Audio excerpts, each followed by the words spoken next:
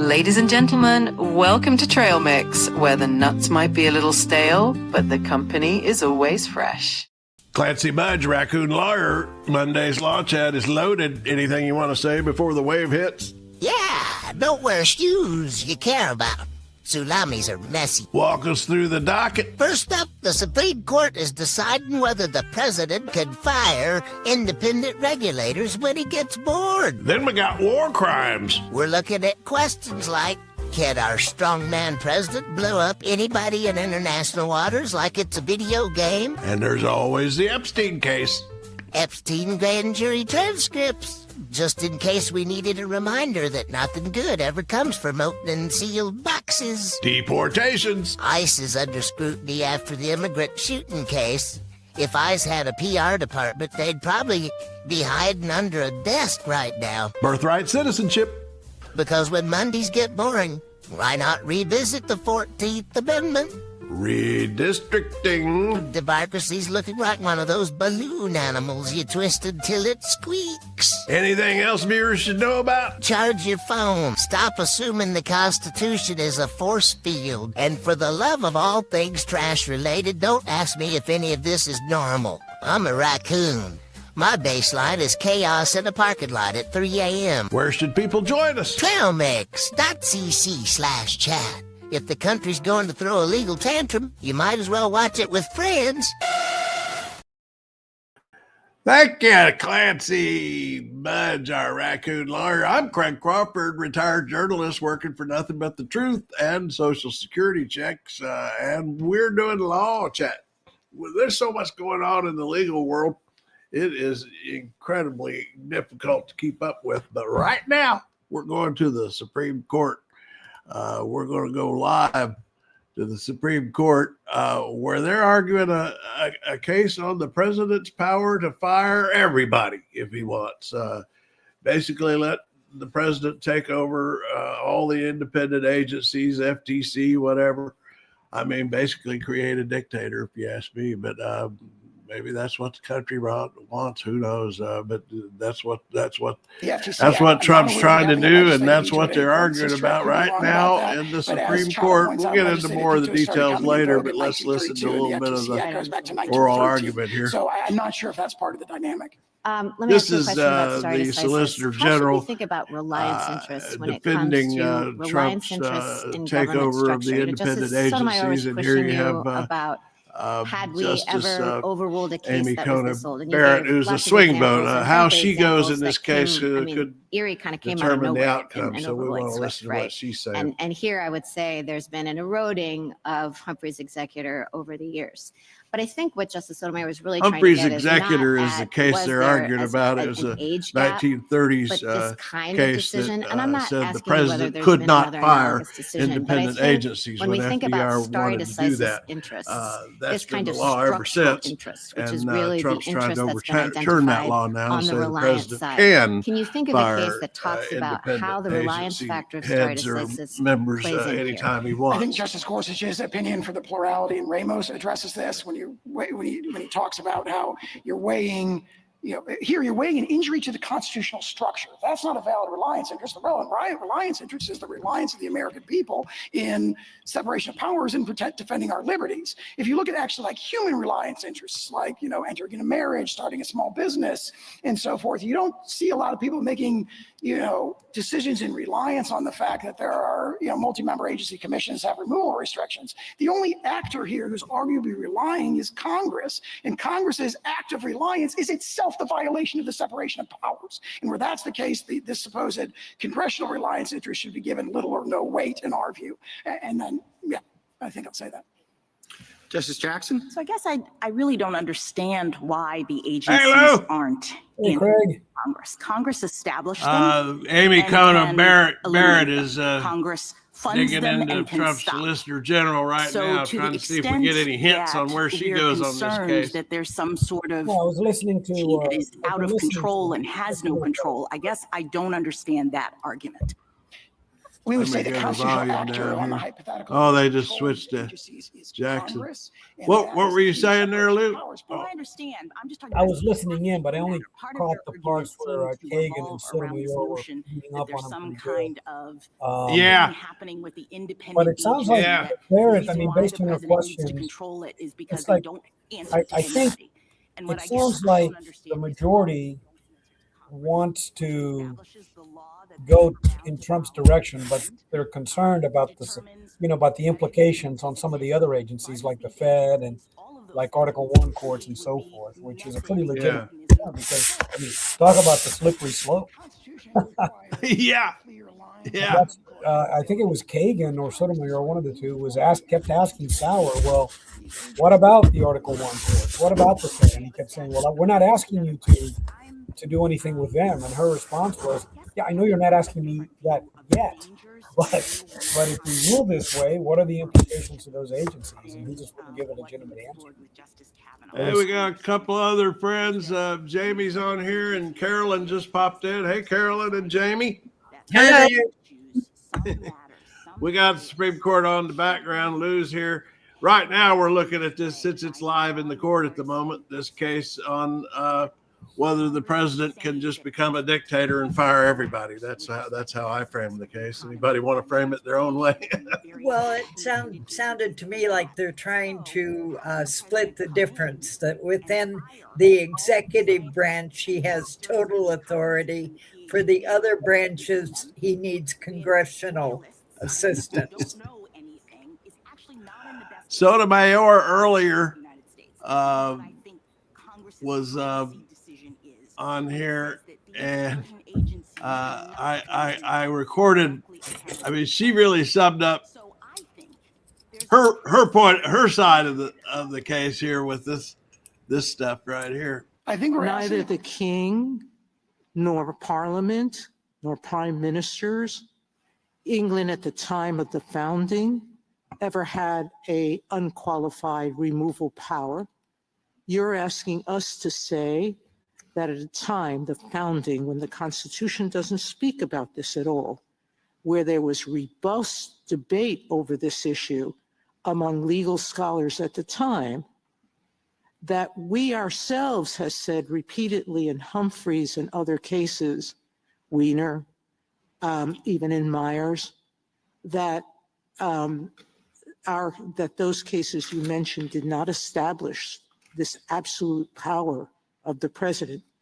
You're asking us to destroy the structure of government and to take away from Congress its ability to protect its idea that the government is better structured with some agencies that are independent.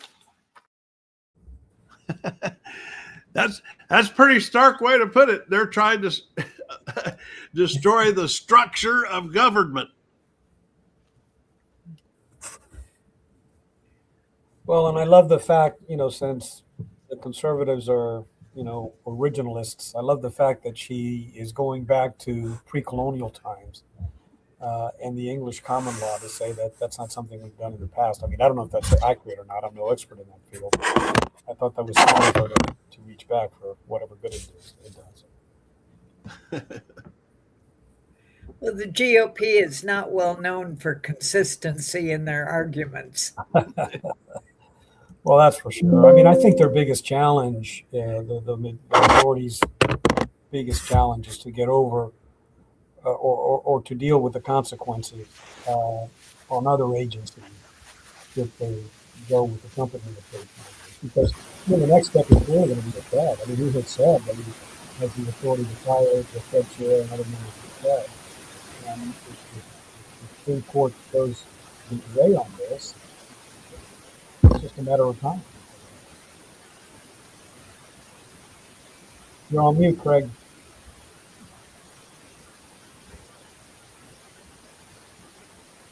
Can't hear you.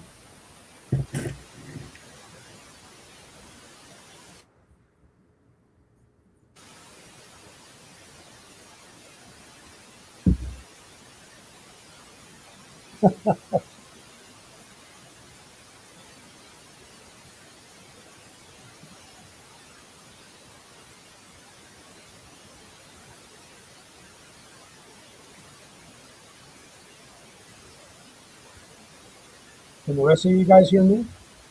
I can hear you, can't hear Craig. I think he wants us to keep talking. What's going on with him? I've known Craig a long, long time. He's never been a wizard on technology. Not that I'm a wizard on it either. Looks like he's working on it. Yeah.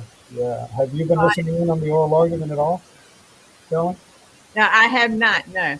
Now I was working on something else earlier, and so I didn't. Yeah, this is a ruling that could have some pretty significant implications, and it really changes, as Sotomayor said, the structure of government that we have had in place really since the founding.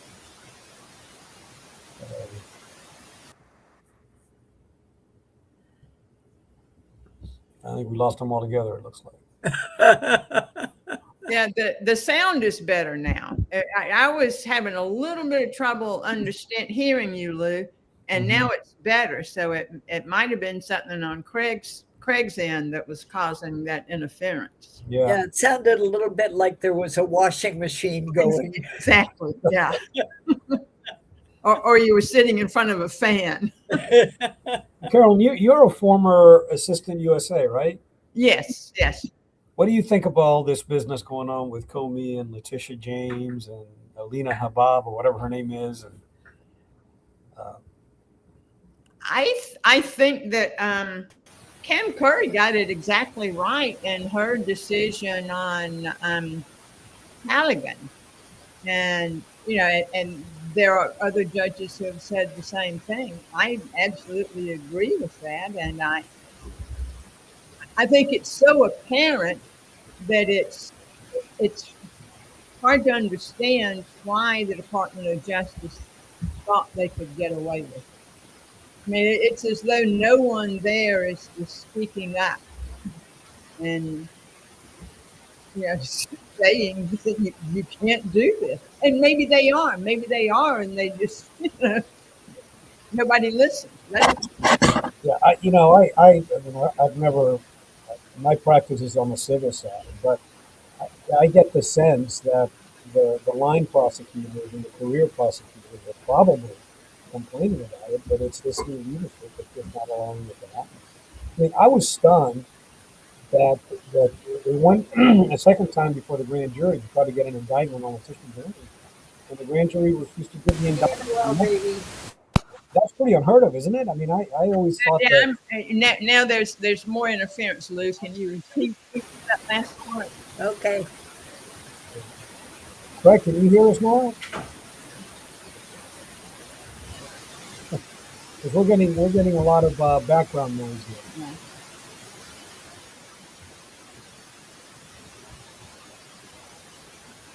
Mm-hmm.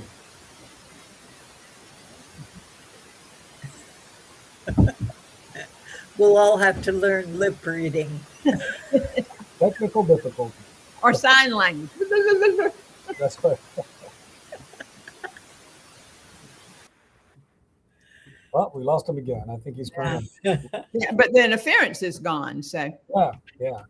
Well, what I was asking you when before Craig jumped on is, there was a report, I guess, last week that they brought Letitia James, or they went to a grand jury to get a second indictment on Letitia James, and the grand jury refused to indict, which I understand is pretty unheard of, right? I mean, that's pretty rare that a grand jury turns down a prosecutor on an indictment.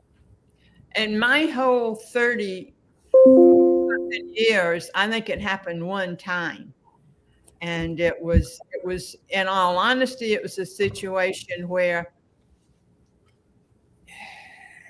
I was not surprised. We were not surprised by it, but felt that because of the circumstances, we should present it to the grand jury, and they declined to indict, and that was okay.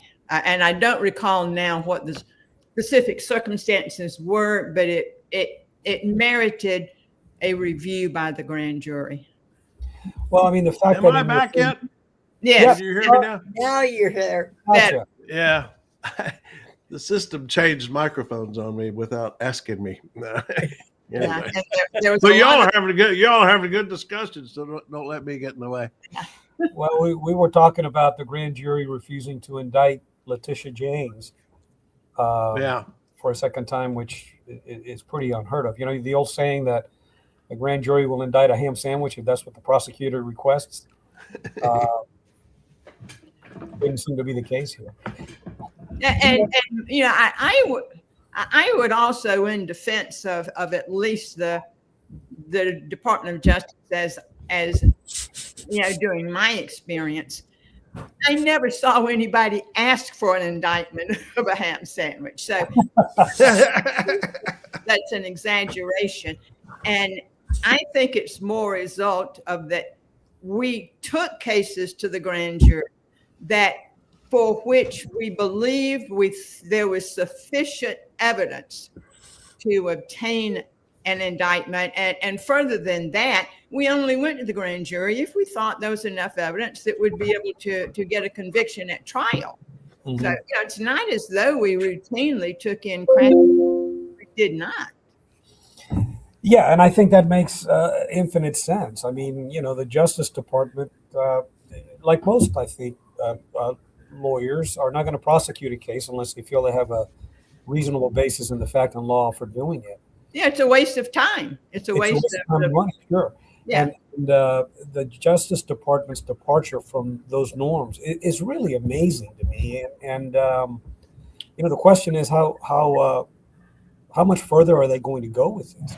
They don't seem to be backing down. I mean, I don't know with Comey. No, they get bolder and bolder. They do, even though they get punched in the face. They you know. Hey, Jack, we got Jack in here now. Good morning, Jack. Hey.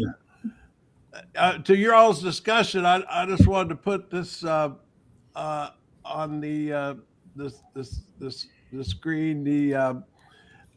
This study is stunning. To your point about Justice Department defying the courts, I mean, these numbers are amazing. I mean, you know, 64 times the courts have blocked executive actions and DOJ motions in just this year. I mean, this has just been since, you know, almost not quite a year.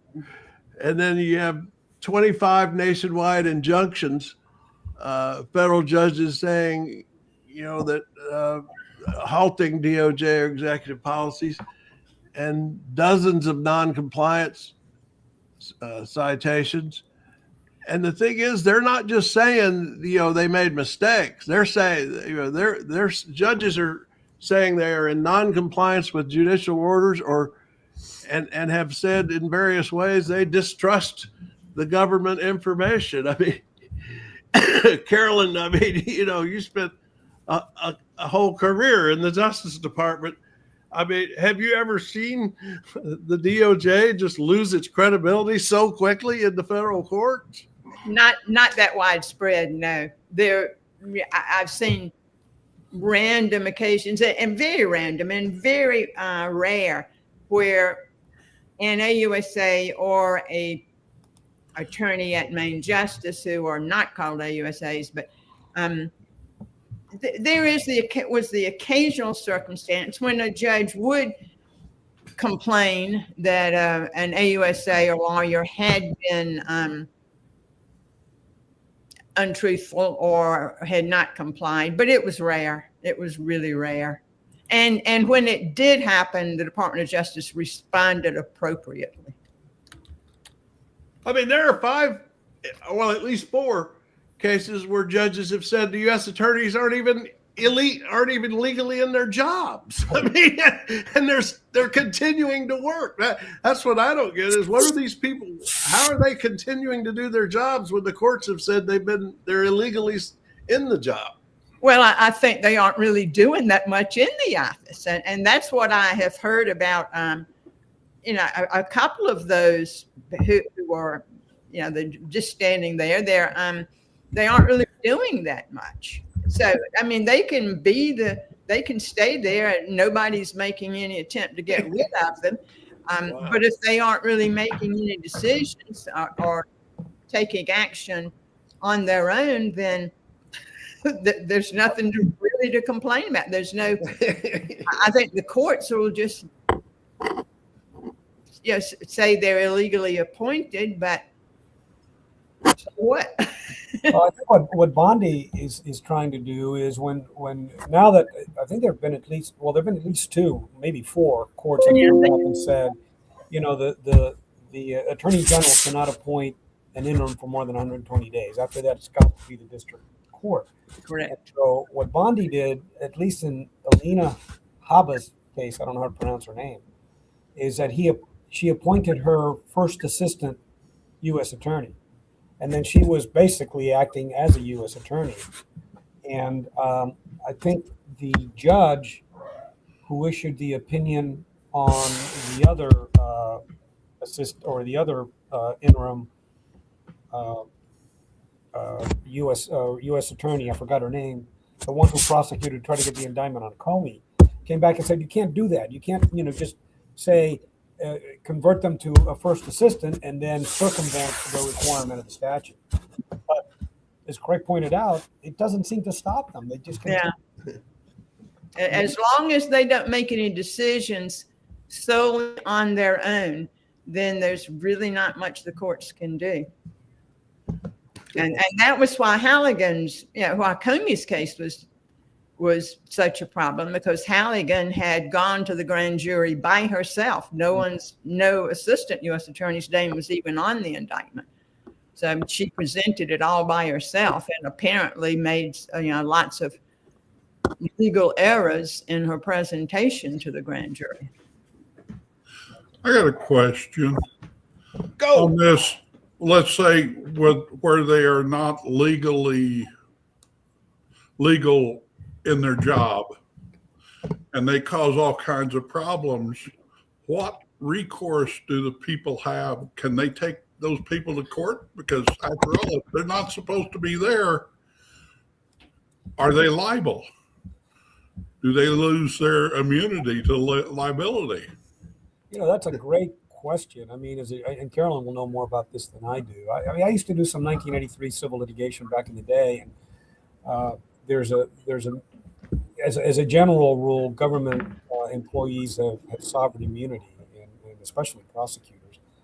But there are exceptions to that under 1983 if they violate your civil rights.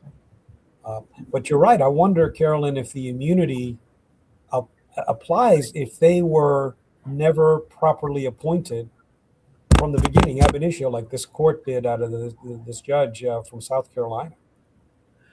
That'd be an interesting case to make, I think. But who would you sue? Are you talking about liability of the person, the U.S. attorney? Of the individual, Yeah, the idiot that's doing the stuff. But if that person did not have any role in the decision making on a particular case, then how are you going to identify the harm?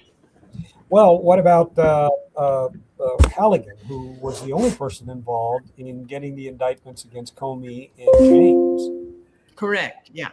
Well, I don't know about James. I don't think she was with James, but you may be right. I think you're right. I think that was a different. But definitely with Comey, she was the only one in the grand jury, and her name. And if she was never, according to the court, I think the court ruled that her appointment was void from the very beginning.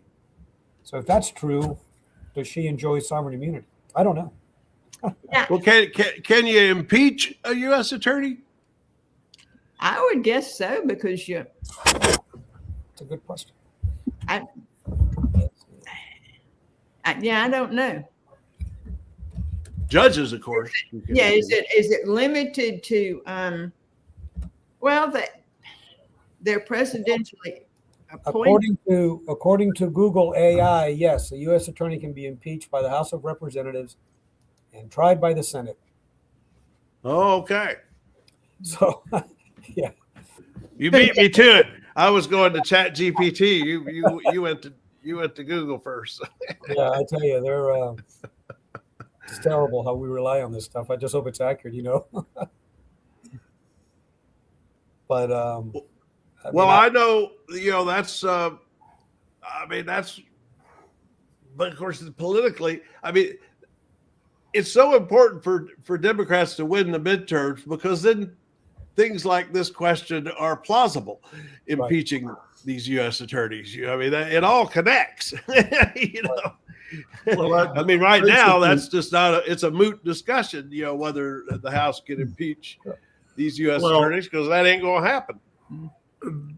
My thought was on it is that these people, Trump's not always going to be in power. And they're not going to have the protection of the presidency always. And so somehow some of these people need to pay a little bit for their stupidity. Yeah, the sad part of a lot of that, Trump is breaking so many barriers, and it's a slippery slope, because you're right. The Trump won't be around forever, but the next guy may be J.D. Vance, or it could be even a Democrat, and who decides to continue going down the same slope, and the people who suffer, I think, is a general population. That gets to my confusion about why conservatives are so hell bent to dramatically increase presidential power, because like you say, AOC could become president and have all these powers. Is that what conservatives want? This case right now in the Supreme Court, it comes from FDR trying to exert the power to fire heads of independent agencies. And in those days, the court said he couldn't do it. Well, now it's just wild. Now the Republicans are in the court saying FDR should have had that power after all. We want it. I don't get they're not thinking long term here. It just defies reason. They're not thinking long term at all. They're not even thinking beyond the midterms, I don't think. And it's just like Trump's push to get rid of the filibuster. Now, look, I'm not a big fan of the filibuster, but I am sure thankful that we have it now. While Trump, the Republicans are thankful that they had it when there's a Democrat in office. Remember all the Democrats who were mad at Schumer for not getting rid of the filibuster in order to pass Biden's laws. Well, now we're enjoying it. And they're supposed to be the party that is, conservative and supposed to be restrictive of federal power. And here they are advocating giving the president just an enormous amount of authority, unchecked authority. My goodness, if this court, and it looks like it's going to, is going to agree that we have a unitary executive, it's, hang on to your horses, because you're not just talking about the FTC, you're talking about the NLRB, you're talking about the Fed, you're talking about Article 1 courts. The impact could be enormous. So you think this case will go Trump's direction? This case today that they're hearing? It seems to be the case. They've been eroding Humphrey now for the last 10 years. And Humphrey's the case that said FDR could not fire independent agency heads. Alito and Thomas, and probably, although Gorsuch was asking some questions earlier in the part that I was listening to, that was, suggesting that he might not go in that direction. I'll tell you what, if they don't go in that direction, it'll be because they recognize that this isn't just about the FTC, that this has much broader implications. But who knows? If I were to put money on this, I think that it's going to be 5-4 or 6-3. Well, I grabbed 60 seconds here of the FCC commissioner that is involved in this case, and I thought she made some pretty solid. You're trying to vindicate the law that Congress passed that has been in place for over a century to protect accountability and transparency at the FTC, to make sure that commissioners and the work of the commission is done without fear or favor. And more specifically, that we can take on the biggest companies in America without fear of getting fired for failure to do a favor to the president's friends or donors or corporate allies. And look, Congress designed these agencies like the FTC, like the Fed, like the SEC, the whole panoply of independent agencies to have bipartisan voices so that there could be accountability and transparency. And you could, the public, could see the other side of decisions. I care, you know, a lot about my agency, a lot about my job, but much more about the principle that protects independence, accountability, transparency, and checks and balances in government, which I think we need now more than ever. Yeah, it'd help if we taught checks and balances in school anymore. I don't think we do. No, nobody knows what we're talking about. Well, you know, you heard there was breaking news this morning. You heard about the proposed deal where Netflix is going to acquire or wanted to acquire. And did you see the very latest? Jared Kushner's part of it. Oh, I didn't hear that. Yeah, part. I didn't hear that. Jared Kushner is part of this hostile takeover of CNN. It's the way I would put it more directly. And it's not just Jared Kushner; it's the Ellison family, which is closely aligned with the Trump administration, and they were of conservative media outlets. Well, they're the ones that fired Colbert to please Trump. That's exactly right. And Trump, I think at the Kennedy Center thing or somewhere announced that he was going to be weighing in on this Netflix merger. But this is a great example of how an independent agency like the FTC should be allowed to evaluate these things and implement the law without political interference. And I mean, and that may be taken away. I didn't realize Kushner was part of that group. I mean, you can't make this stuff up. I really can't. If there's money involved, they're there. Yeah, no kidding. Well, not just money, also controlling the media.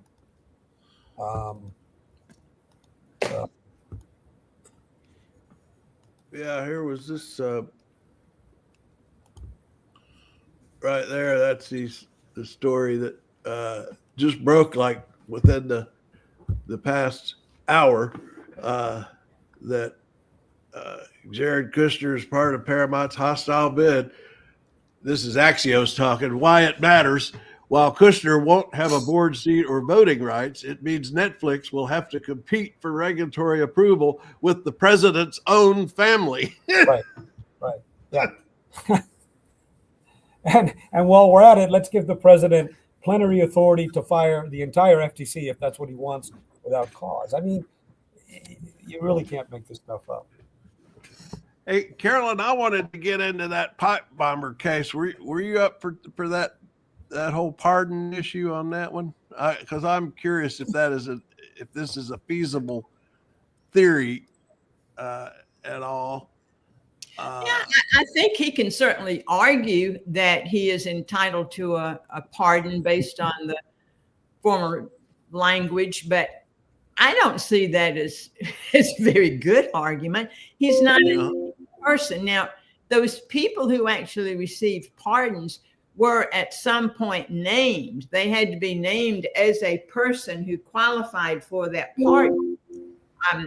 The president can certainly pardon the pipe bomber if he wants to, but I don't think that the pipe bomber is entitled to a pardon just because other people might have gotten a pardon. Well, it's just that, I mean, here's the language of Trump's pardon of the January 6th defendants. A full and complete unconditional pardon to all other individuals. It does not say other, it says to all individuals. Oh, now this what I put on the screen here is from the White House website. If you're looking at the second paragraph, it says. I was looking at the first one. And then down at the bottom, and then that's where it gets down to the rubber meets the road on how the Attorney General is supposed to apply his pardon. Is that what you're talking about? But it says to events that occurred at or near the Capitol on January 6th, blah, blah, blah. I don't think that necessarily includes somebody who put a bomb somewhere. I just don't see that as a decent argument on the part of the pipe bomber.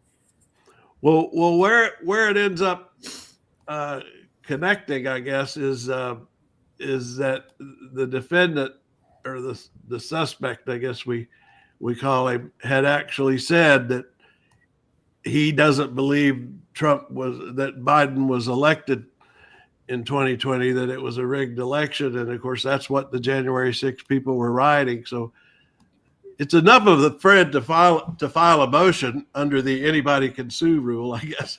Yeah, but saying what? I should be pardoned? That's the discretion of the president. Now, Trump may say, okay, I'll pardon you. And I don't think that the pipe bomber is necessarily entitled to a pardon just because other people got one. Those other people didn't have pipe bombs. There is a distinction in their crimes. Yeah, you may be. Now, Lou, I bet you could write this motion with your feet. I was going to say, you're probably right. I mean, a discerning judge would probably, at minimum, conclude that pardon language was ambiguous. But the paragraph that Craig referred to says all other individuals. It was an arising from type of language. You can bet donuts to dollars there's going to be a motion, and it'll probably be denied by the federal district judge. But then who knows what the Court of Appeals will do. But you know what I find the most the legal aspect of it is fascinating, but the political argument or angle of it, I think, is even more interesting, because that both Kash Patel and Dan Bongino, before they were appointed to be part of the FBI, said that this pipe bomb thing was an inside job, and it was promoted by the FBI, and that it was the FBI that was trying to suppress all of this. Now that they're in the FBI, they're singing a different tune. In fact, I think they claimed that January 6th, the storming of the Capitol itself, was organized by the FBI. It was. Well, Bongino was on Hannity last week, and Hannity asked him about that, surprisingly, because he usually only tosses them softballs. And Bongino said, "Well, I was getting paid back then to give an opinion. Now that I'm in the FBI, I've got to look at the facts." It works to that effect. I can't remember exactly what it was, but it was worse. So I was lying because I was getting paid. That's right. That's exactly that's right. what he's saying. You can find it. Well, now the thing about filing a motion, though, Carol, I think Carol's right. It's a stretch, but it's enough of an argument to file a motion. But the thing about filing a motion is, then they could get into some discovery, couldn't they? And tease out some good stuff in depositions and that sort of thing about what was going on, about what did this mean? Who wrote this pardon language? What does it mean? And that could be very embarrassing to the administration. Yeah, I don't think it's the place of the courts to be involved in whether someone gets a pardon. And I just don't see it as an entitlement. It is not an entitlement, and that language does not entitle him to a pardon. It is still up to the discretion of the president. Yeah, you may be right. Here's the quote verbatim from Bongino when he was on Hannity. When Hannity asked him, "Hey, what gives? You're flipping here." He says, quote, "I was paid in the past, Sean, for my opinions. That's clear, and one day I'll be back in that space. But that's not what I'm paid for now. I'm paid to be your deputy director, and we base investigations on facts." So he's admitting that he didn't care about facts before. That's right. Must have been paid more when he was a commentator, I guess. All these characters. All these characters, when they end up in court, whether it's Tucker Carlson or Hannity, and going back to the election rigging case, the lawsuit, that the defamation case against Fox, they all had to admit in court, in depositions, that they were basically just lying for profit. It was all entertainment. That became their actual defense in that Fox case. Is, well, we didn't mean all this stuff. We were just entertaining our viewers. When they get to court, they admit they were lying. And unfortunately, I think that's become the whole modern news trend, isn't it? Just entertainment. Clicks. All about the A clicks. lot of it. Sadly, a lot of it is that way, I think. Now, before we wrap up, we've also got our. All right, who's a citizen case? I can't believe the Supreme Court is actually entertaining this one, but they are. They took up this birthright citizenship case. I mean, what do we think they're planning for this? Who knows? Talk about I mean, there's the language. Now, I actually researched to try to understand what the argument is that people born here aren't. So what the argument that the Supreme Court is entertaining, that the lower courts shot down, is that if you were born to parents who came here illegally, somehow this phrase here, and subject to the jurisdiction thereof, gives Trump the authority to deport you. Now, I mean, I have no idea how the Supreme Court could possibly buy that argument, but they've surprised us a couple times so far. I'm hoping that there was already an oral argument on the issue of the national injunctions that were issued as a result of this executive order. And I listened to part of that oral argument. I got the sense that most justices are not buying this theory by the Trump administration that if you were here illegally, then and had kids, then your kids were not citizens. So that gives me a little bit of hope. But I agree with you, Craig. I mean, even if you're here illegally, you're still subject to the jurisdiction of the United States. So, I mean, I don't know how that argument is.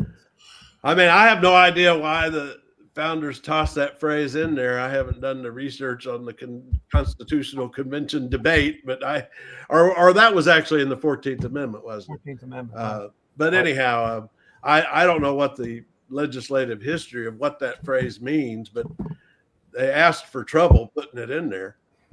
Well, and look, for example, what he did with Venezuelans. Venezuelans were allowed in under temporary parole status. So they entered legally, and hundreds of thousands of them, based on an executive order that I think was signed by Biden.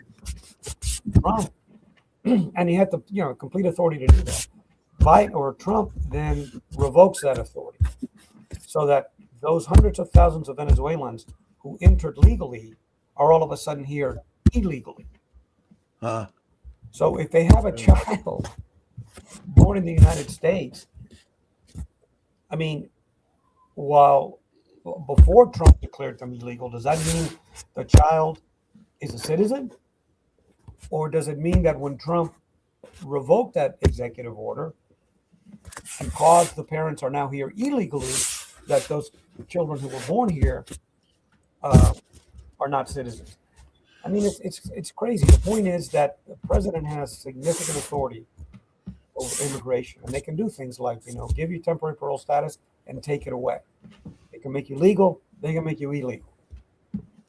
Well, if they do it, it's that phrase, that one little phrase, and if they change the meaning of that changes the meaning of a lot of different things, not just immigration. I mean, I'm trying to, anybody living in the United States who is not a citizen suddenly doesn't have any rights. That's Stephen Miller's plan. Yeah. Under the Constitution, if you change that phrase. But even non-citizens are protected. A non-citizen who is in the United States, even if that person is here illegally, is still entitled to the protections under the U.S. Constitution. So our rights, now, there are certain things that if you're here illegally, you're not entitled to access. For example, you can't get Social Security, you can't get health benefits, and what have you. But you're still protected by the Constitution. You're still entitled to due process. You're still entitled to a hearing and so forth. So just because you're not a citizen, even if you're in here illegally, you're still entitled to protection by the U.S. Constitution. But that's not what Stephen Miller wants. He wants to say, if you're here illegally, then you got no rights. And part of the problem here, Lou, is like this case here. They deport these people before the courts can stop them. And this Babson College case, when we were up in Boston for Thanksgiving, this case was hot to trot, and I started following it. And here's what happened with this. I think she's 19 now. This Babson College student, she went to the Logan Airport to fly to, I don't know where, to see her parents. Honduras, I think. Well, that's where she ends up. But I think a family was in Texas. Yeah. And I showed up, grabbed her, threw her in a detention facility that they put in an office building that's not a facility for this sort of thing at all. And for a few hours. And then her family quickly got a lawyer and was headed to court, and they were filing a motion. And ultimately, the judge ordered that they could not send her out of state or deport her. But by the time that order was done, they had already sent her to Texas. And before anything else could happen. They didn't send her to Texas, did they? Did they send her to Texas? Yeah. First to Texas. Okay. First, yeah. Then they took her to Texas. And then within hours, she didn't overnight in the detention facility in Massachusetts. I don't know if she even did in Texas, but then they quickly departed her to Honduras, and then the court's order. Now they're in court just last week and making the argument to the court, who wants to know what the hell happened here. I ordered you not to do these things. And they tell the federal judge, well, you don't have jurisdiction because she was out of the country by the time you issued the order. That's their argument right now. That's what they tried before with that other guy, right? Yeah. That's the same argument they made on that. It's a pattern. It's a pattern. So, I mean, all these great legal arguments we could construct for these people are just, moot, because they're getting rid of them before the courts can do anything. I mean, it'll be interesting to see now how the case plays out. But the interesting thing on it is, for them to do it that fast, she either had to sign off on it and agree to it, or they had to not give her basic rights.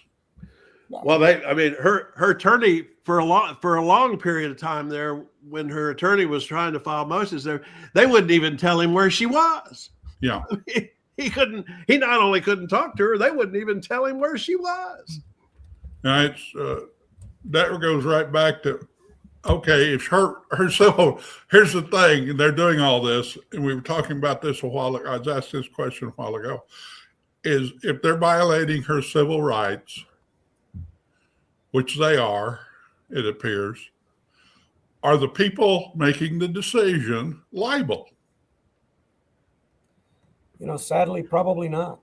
Yeah, I mean, probably not. What Jack's argued for here, guys, is piercing. What is it? The sovereign immunity? Is that what we're talking about here? The sovereign immunity. How much? Because they used to tell us when I was working with the boys in the boys' home that we weren't totally immune. If we did, did stuff that wasn't right, that we could be liable. But that was a private. No, that was government county court. Oh, it was county court. Oh, yeah. Okay. That was the circuit court district. There's a way to overcome sovereign immunity if you can show the violation of a constitutional right, especially if it was done in bad faith. But that's a huge bar. And you're talking about years of civil litigation to do that. And, these people don't have the resources to do that. So there's no telling. But, this Babson student, you're absolutely right. I mean, the judge literally ordered the government not to deport her, and they did it anyway. I mean, it's unbelievable. They literally have no respect for the rule of law. They just don't. And then, so typically a judge's recourse in a situation like that would be to find the offender in contempt of court and either fine them or take some other sanction. Yeah. But who does the judge sanction here? I mean, well, her very last move in that Babson case was when the Justice Department came in and argued that she had no jurisdiction because they'd already gotten rid of the girl. She said, "Well, I need to see your records on when she was moved. I need proof that what you're saying is true, that she was out of the country or out of state by the time I issued the order." And they wouldn't give it to her. And so now she's had to issue an order to force them to give her that evidence, which suggests that they may not have proof that she was actually gone. I think the closest to this that we have seen, in relatively recent history was during the civil rights movement in the South, when some judges, state court judges, not federal judges, because federal judges were actually pretty good about it, but state court judges would simply defy, would make rulings that were completely contrary to the law. But that was the judges who were doing that. Then, in federal court, federal judges who were issuing orders to local, mayors, governors, and what have you, they also refused to enact or to abide by some of those orders. But, man. Now, Carolyn, did you ever have any interaction with Judge this Mark Wolf, who recently resigned in protest? I just wanted to, he was a Reagan appointee. Oh, wait a second. He was U.S. District Judge in Massachusetts, not D.C. Okay. Anyway, just a couple of weeks ago, he was appointed by Reagan, so he was toward the end of his judicial career, obviously. But he just resigned in order so that he could go public, and he wrote an editorial and all that. That was and I think he has been profound and really speaks for what a lot of the judges who are still in office are trying to say. I pulled his clip. It's just a minute. It's vitally important that the American people understand the fundamental role of the courts. You go back to the Declaration of Independence. All power is in the people. Some of it is given to elected officials. And one important role of the courts is to hold those officials to the limits of their delegated power.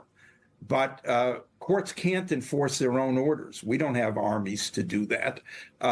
We rely on the American people insisting on elected officials like Richard Nixon did, obeying court orders, even if they're adverse to their interests. And I'm very concerned that with all the clamor that judges are corrupt and ought to be impeached, that the American people won't support the courts the way is essential to keep a democracy alive. Sitting judges, as I was until a week ago, can't speak up for themselves. Their message in their decisions in their courtrooms gets overwhelmed by the bully pulpit that the president has, also using social media, which you won't find judges on. So this concerns me because, as I said, if the American people are not willing to support federal judges and insist on the obedience to court orders, then the judiciary cannot play its essential role in a democracy of holding elected officials, including the president, to the limits of the power given to them by the people, and our democracy will be doomed. Doomed. It's scary. I mean, democracy is very much voluntary. And he's absolutely right. The judiciary doesn't have an army. They can't, other than, people who are subject to their rulings voluntarily complying with those orders, they really don't have a lot of recourse if the government just says, no, we're not going to do it. They can't send the U.S. Marshals to go arrest Trump for contempt of court. The Marshals answer to the Attorney General. That's right. That's right. I mean, I don't sense the outrage of the general public about these things anything close to what we're hearing from people like actual judges. I mean, like that judge just now, for a federal judge, would you say, Carolyn, he was having a hissy fit? I mean, judges don't talk like that. Very well reasoned and balanced. position. Yeah. People should listen. And then earlier we heard, I played Justice Sotomayor in this morning's oral argument, and she didn't mean this as hyperbole. She told the Solicitor General, Trump's lawyer, she told him in this case on trying to assert the power to fire federal agency, independent agency heads. She said, "You're trying to destroy," her words, "destroy the structure of government." I mean, that's a U.S. Supreme Court justice saying that in an oral argument to an to the executive branch. To me, that's hugely dramatic. Yeah, it really is. Well, folks, I'm going to have to bug out. I've got a meeting I've got to run to. Yeah, me too. Always been a pleasure. Yeah, we're at the 1 hour mark. Yeah. And I was going to leave you with you haven't had any snow in North Carolina, have you, Carolyn? Oh, no. And we haven't, and you haven't had any in Florida. No, we're having a cold spell right now. It's down to 58 degrees, so we got bringing out heavy sweaters. and Jack, have you had any snow, Jack? My wife and I used to go to Florida, and we'd bring the cold weather with us. Have you had any snow yet? I've had just a little bit. Anyway, I've got 10 seconds of our first snow for us to wind up on, and we've had us a full hour. That was fun. I was glad I got my microphone going. I appreciate that you all could continue talking without me when I lost my microphone. It just goes to prove I am not necessary. All right, here we go. Stay warm. Oh, wow. It looks like a postcard. Yeah, just driving around Georgetown, filming from the car. That's awesome. Very pretty. Yeah. Stay warm, Craig. All right. Take care. I enjoyed it. Okay, I'm Lady Mau Mau, Craig's built-in emergency brake. If this wasn't enough for you, sign up for the newsletter. It's free, it's thoughtful, and it occasionally makes sense.